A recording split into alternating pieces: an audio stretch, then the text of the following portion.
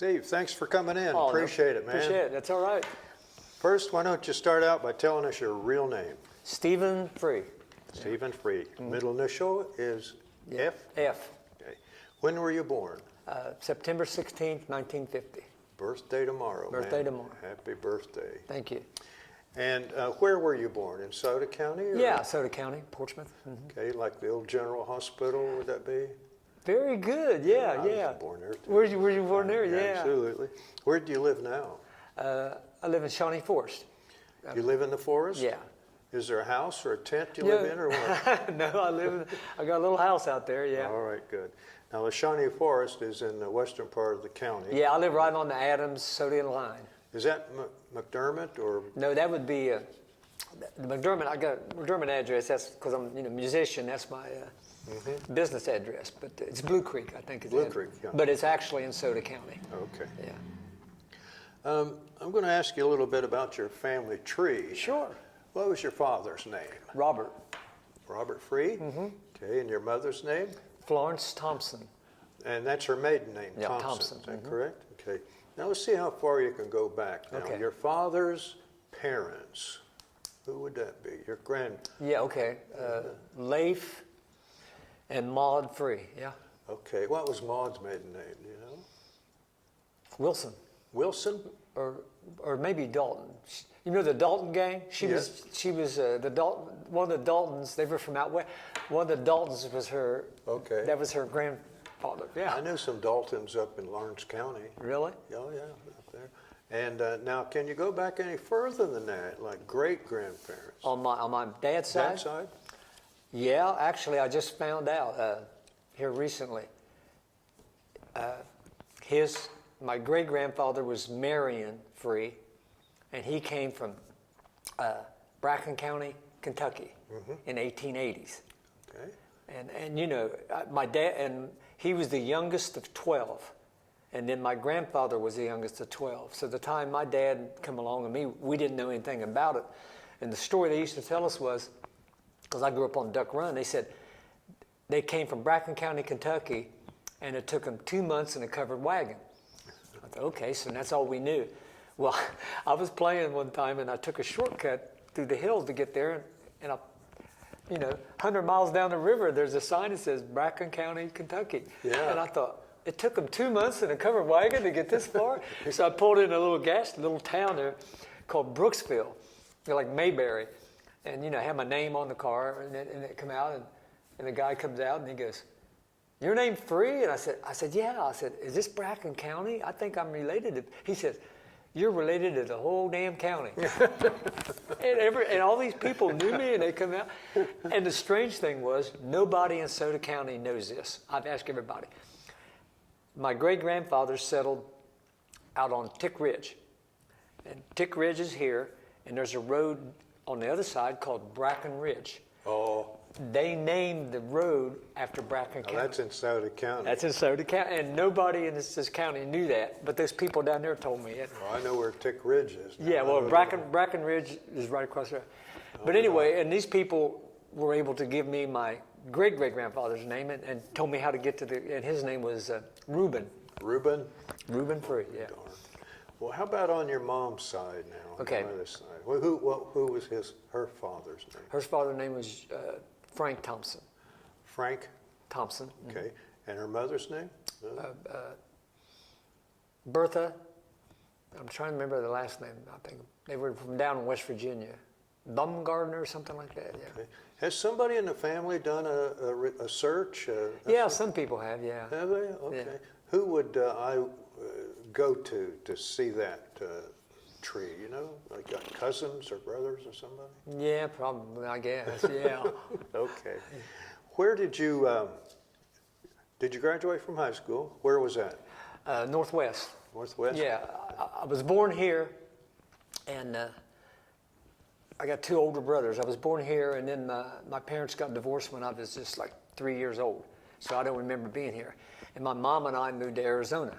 Oh, really? How long were you out there? About 5 years, and I'm old. Let me tell you, it was like part of Mexico. It wasn't that populated then, because people forget Arizona was the last state before Hawaii and Alaska. So anyway, so then when I was about 5th grade, 6th grade, I came back. You know. Your mom came back? Yeah, we came back. That was a culture shock. Well, and then I went to McDermott in Northwest, yeah. Okay. And so did she remarry? Yes. Okay. And what was his name? Don Wagner. Don Wagner. Yeah. Did your dad remarry? Did he remarry? Yes, he married a lady named Ann McCoy. Ann McCoy. Now, you graduated from what year did you graduate? 68. 68? Okay. And when you were going to high school, did you have any summer jobs or any jobs you worked after school? Well, when I came back, I grew up on my grandpa's farm there in Duck Run. Duck Run? Actually, it's where the high school is. Okay. They took most of the farm to build the Northwest High School. Okay. The new high school. And Yeah, stuff, yeah. So we worked on the farm a lot.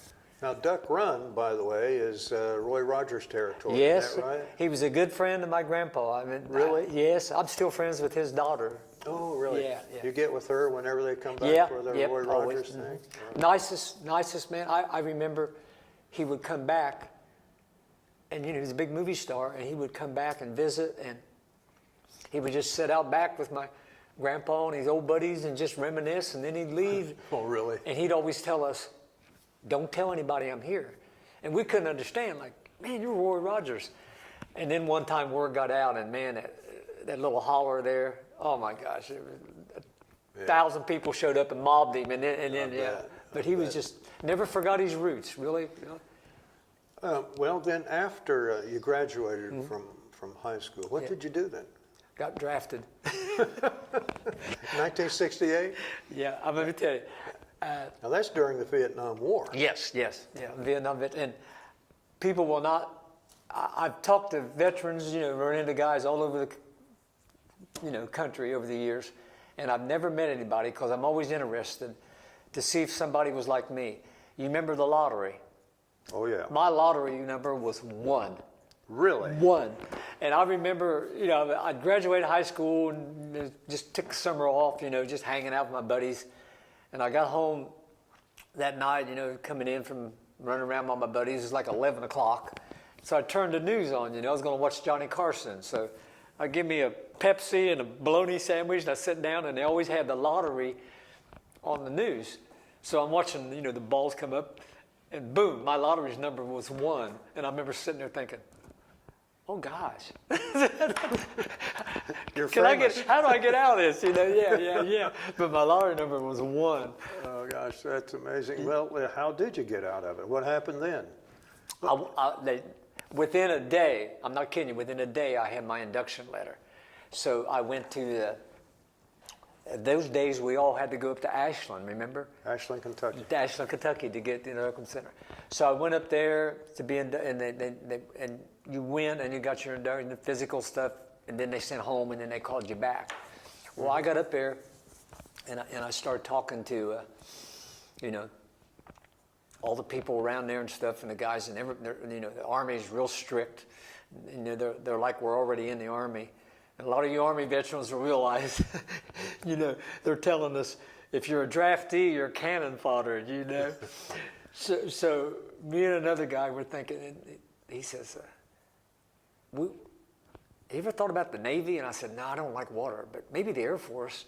And all the other guys were saying, you guys are crazy. We'll be out in 2 years. And I thought, yeah, but I don't know, man. But anyway, so we got to go home. And we had to come back like in a couple of days. So on the way out, I stopped by the Air Force recruiter that happened to be there. And I said, is it too late? Can I get in? And he goes, I don't know. What's your name? And I told him. He says, where are you from? And I said, can you be there at 8 o'clock in the morning? I said, I'll be there. And 8 o'clock in the morning, I was sitting on the Air Force recruiter's office down there. and it was the best, it was the best choice I've ever made. And you signed the papers, and there you were. Yeah, and I was going, Interesting. So you signed up for the Air Force.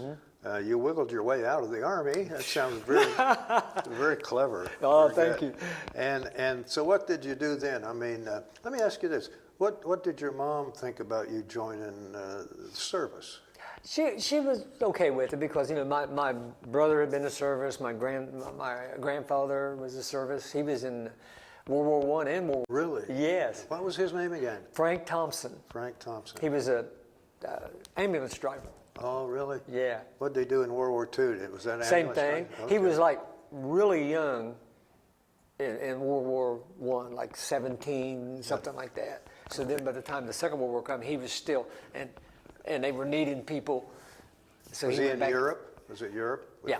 So he needed people, and he was like in, what, 40s then, and he went back and Interesting. Well, so say you had a brother too that was in the. yeah, one brother was in. Okay, who was that? His name was George Liebrun. Yeah. George Lieber? Liebrun.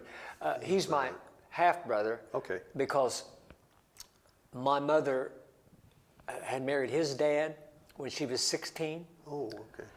and at 17 he got killed. He was a gunner on a B-52, and got shot down over Germany. So my mother was a widow at 17. Oh my goodness. Yes. Oh my Yeah. goodness. And his dad's name was Paul Liebrun.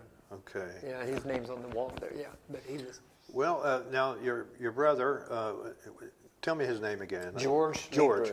Liebrun. What happened to him? Where is he? What's going He's still here. He's still here. He's retired. He was a corrections officer at SO. on? Okay. So, yeah. Was he in the Army? Mm-hmm. Okay. Did he go anywhere, Vietnam or? No, he was in before. He's older than me, so he was out in like in the early 60s. Yeah. Now, where did you go for your basic training? Lackland, Texas. San Antonio. San Antonio. How long was basic training down there? 8 weeks, maybe something like that. Okay. Yeah. What did you think of basic training? Well, I didn't really care for it, but compared to the Army and Marines, it was pretty nice. It was easier. It was oh gosh, yes, yeah. Okay. Yeah. So after 8 weeks in basic training, you're just learning the basics, the Yeah, rudiments. What happened then after you got out of basic training? I went to tech school, Wichita Falls, Texas. Okay, you're still in Texas. Now, in between basic training and tech school, did you come home? Did you No. have some leave? No. You didn't? I remember that too, because everybody I went through basic training with, we got out of training, and they were all going to all these schools everywhere, you know, and they all got to go home for 2 weeks. So they come and give me my orders, and we got on a bus, and we drove clear from one end of Texas to the other. Which, you know, Texas, it goes on forever. We're like 2 days on the bus, and yeah. And you didn't get to come home? No, not till after tech school, yeah. Okay. Now, when you say, how long was tech school?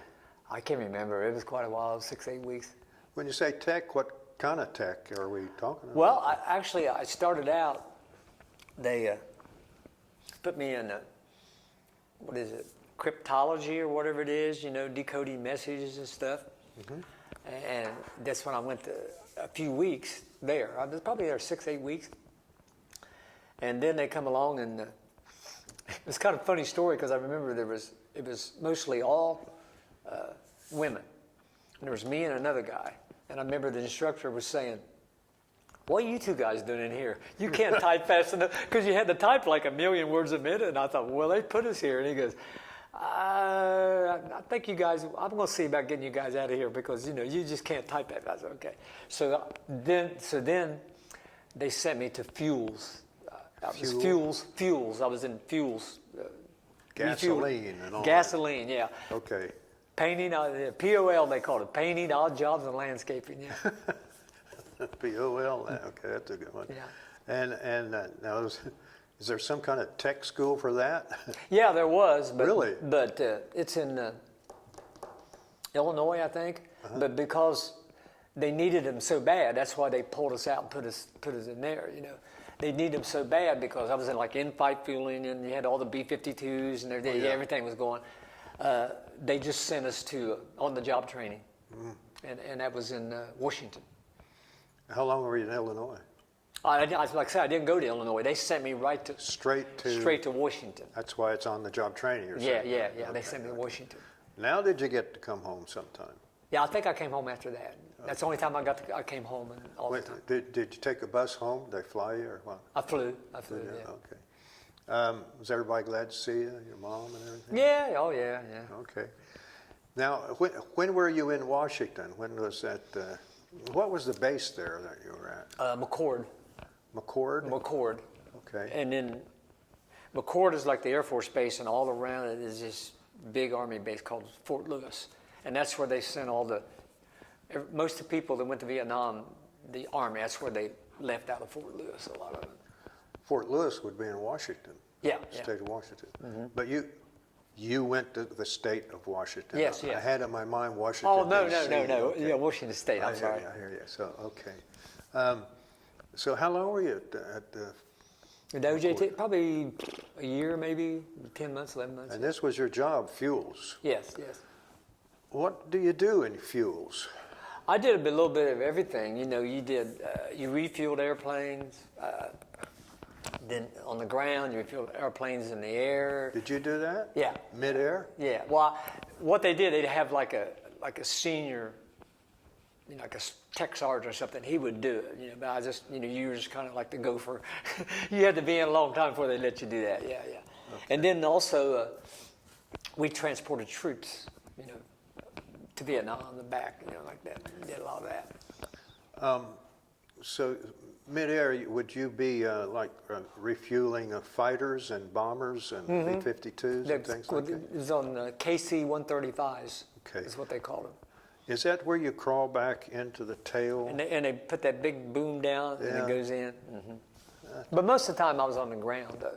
Yeah. Okay. What was your rank? I got to sergeant. Before you got out, you got to sergeant? Yeah, When you got, yeah. Okay. Sergeant would be what, E4 or 5 or something like that? I can't remember. Too long ago. So you were there about a year. And In Washington. That in the state of Washington. And that would include flying troops to Vietnam? Yeah. Okay. I never was stationed in Vietnam, but we made a lot of trips over and stuff, yeah. Did you go nonstop, or did you stop in Hawaii? Yeah, we stopped in Hawaii. Did you? In the last probably year and a half, I got stationed in Hawaii, and then we started moving there. Yeah. Okay. So when you are taking troops over to Vietnam, would you then load up for guys coming back? Yeah, sometimes, yeah. Did you? And a lot of times they took, a lot of times they took commercial, but a lot of times we'd fly them in the 141s. And I got to be on one of the first few flights of the C-5. Remember that? Yeah.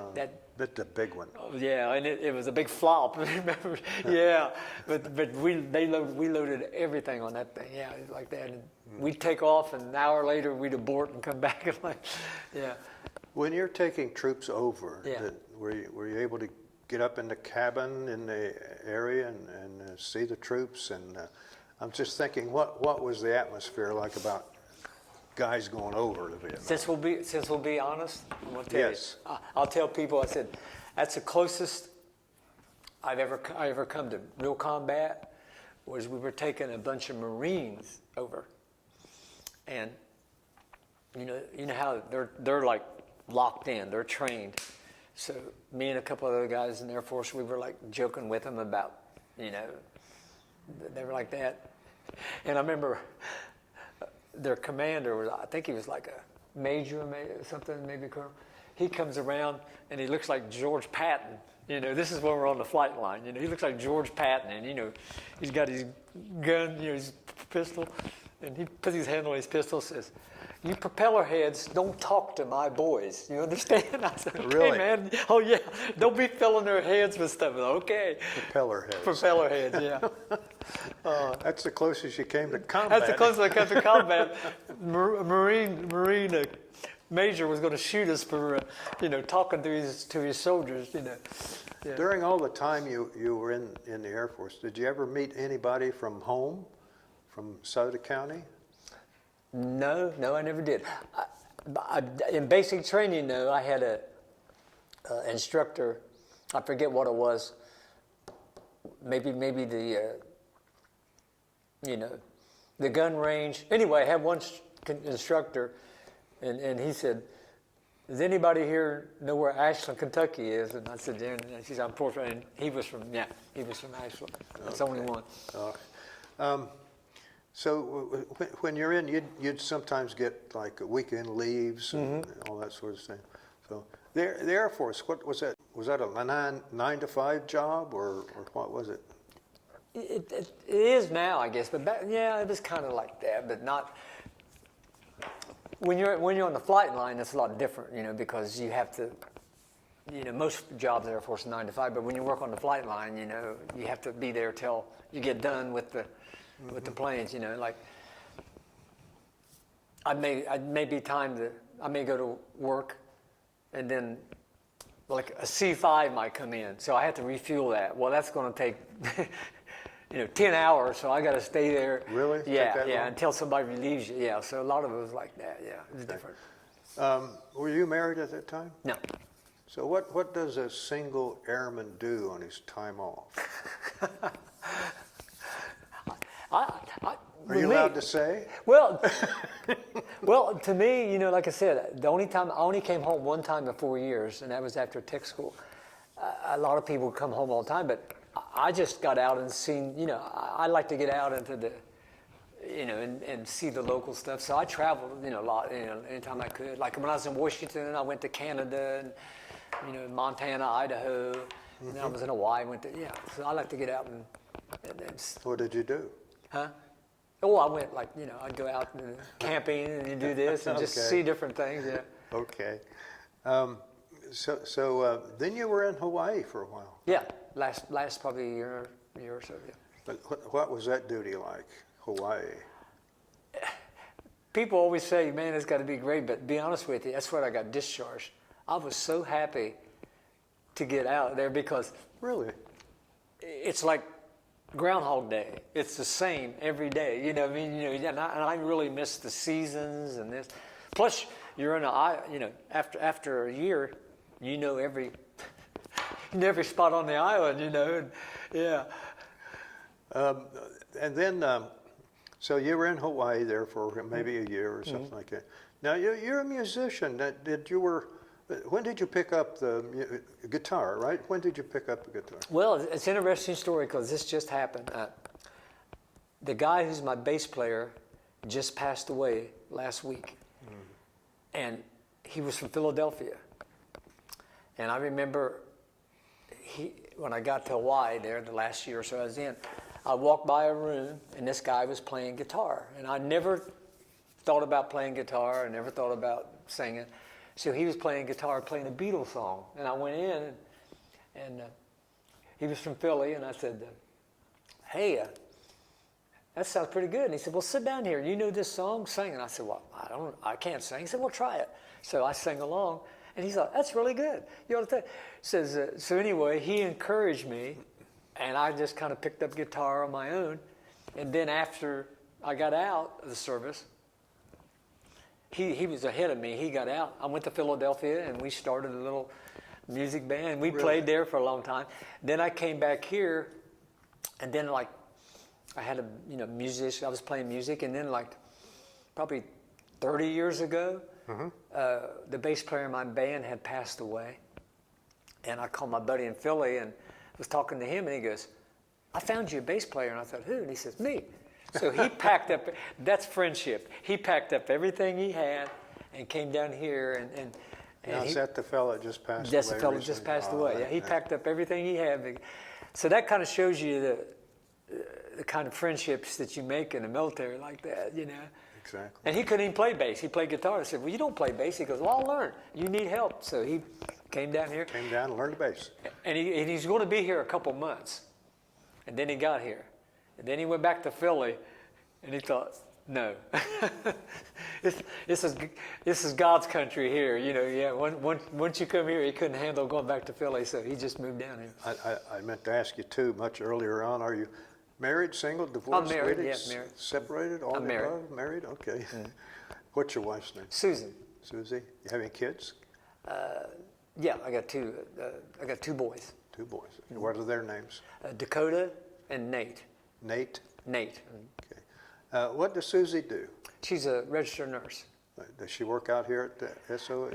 No, she's actually, she works at a nursing home in town, but she's getting ready to retire here pretty soon. Yeah. Okay, good. And your boys, how old are they? One is 42. There's quite a difference age. One is like 41 or something, and then one's 26, I think. Yeah, so Okay. a little age difference. Are they out on their own though? Oh, yeah, yeah. Okay. Yeah. Both of them are musicians, I actually. was going to ask you. Both of them are musicians. What do they? Where do they play somewhere, or what's One going of them on? lives in Dayton, yeah, and the other one lives out around Raritan. Okay. But he was in a bad car wreck a few years ago, so he doesn't play much anymore. Oh boy. Are they married? Are they married? One of them is the Do you have oldest. grandchildren? Yes, got 3. 3. What are their names?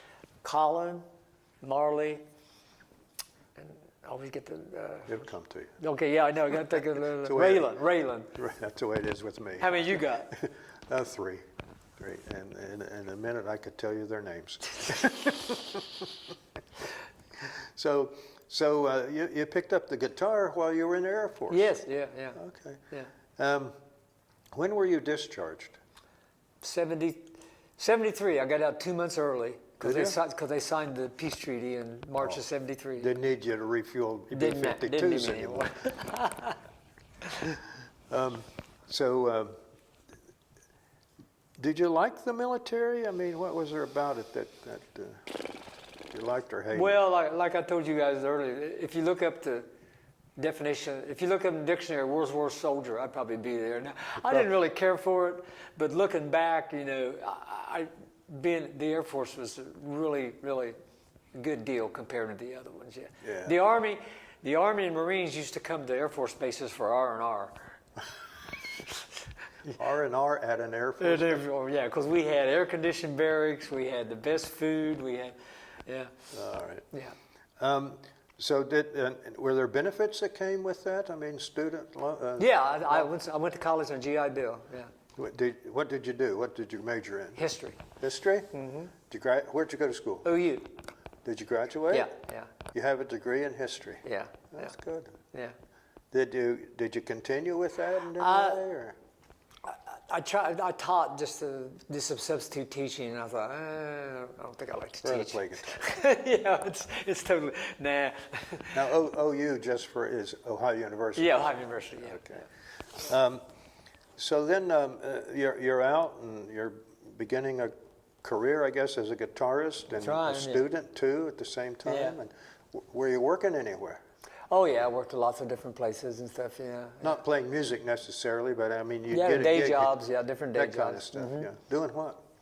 I did a little bit of everything. And then the longest I had, I worked as a union rep for the Postal Service. I was a union. Yeah. So Okay. that was a good one. When did you graduate from OU? 77. Did that degree you got, did you use it anywhere? Did you teach a little bit? You said Just a little bit, but not high much. school or something like that? Yeah, a little bit. At Northwest? Where'd you teach? I did some mostly substitute, like mostly in this area. Yeah. right. Okay. And some in Athens. Did you ever, have you kept in contact with any of the guys and any of the people you met in the military? Just my friend. He was been the only one. There was a Just your few friend. other ones over the years, but I kind of lost track of them. Yeah, but he was the main one. Do you still have a uniform? I still got my jackets. Yeah, I wear them a lot in the winter. Can you wear them? Oh yeah. Okay. Because I was in Washington, they give me one of them great big heavy. You still have that? Oh God, yeah, it's great in the yeah. wintertime. Yeah. Definitely. Do you have any souvenirs or anything from your time you were in Hawaii and Washington. Do you have any souvenirs from the military? Yeah, is it Hawaii? Got I got some big chunks of lava, I think. Lava? That's good. Yeah. So when you came back, you got out, were you in the reserves or anything like that after? Not active reserves, no. No. Okay. Are you in any veterans groups or anything? Not really, I don't think, no. When you were in the Air Force, did you ever meet any famous people? Generals or anybody? You met it? Yeah, I did. What was his name? Real tough look. We had to refuel his airplane. Man, he was, LeMay. You met LeMay? Well, I didn't really meet. We had to refuel his airplane. He was there, and he just gave us some dirty. See him in the cockpit? He just gave us no. He was out. He come out, and he was. give us some dirty looks and stuff, you know. Yeah, but Curtis He LeMay. dropped the A-bomb on Japan. He did that. Yeah. Did he? Yeah, Yeah, yeah. he's the No, one. he was a one tough dude. I know that, man. He was, yeah. Everybody does when he come up here. Yeah. Okay. Tell me more then. Are you, you're continuing with your musical career? That Yeah, believe it or not, my that's age. what you do, isn't it? Yes, that's yeah. Okay. When was that point where you thought, gosh, I'm not going to do day jobs anymore. I can make it in what I love. Well, I was kind of did my day job and this and that, and then about, oh gosh, how long's it been? 30 years ago, they had a prison riot Yes, they did. at Lucasville.